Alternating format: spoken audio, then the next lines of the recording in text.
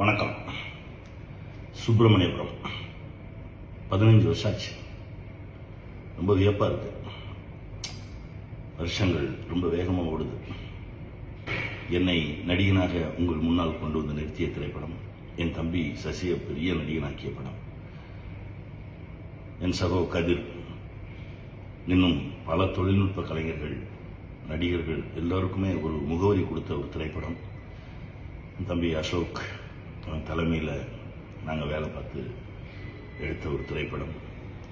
ரொம்ப சந்தோஷமாக இருக்கு. இத்தனை ஆண்டுகள் கழித்தும் அந்த திரைப்படம் ஒரு துளி கூட தன்னுடைய வீரியம் குறையாமல் உங்கள் முன்னால் பயணப்பட்டு இருக்கு அப்படின்றது ரொம்ப மகிழ்ச்சியாக இருக்கு. என் தம்பி சசி அடுத்து ஒரு படைப்புக்காக தயாராகிட்டு இருக்காரு. அந்த படைப்பு சுப்பிரமணியபுரத்தை விட ஒரு பலமான ஒரு படைப்பாக இருக்கணும்னு நான் இறைவன்ட்ட வேண்டிக்கிறேன். சசி,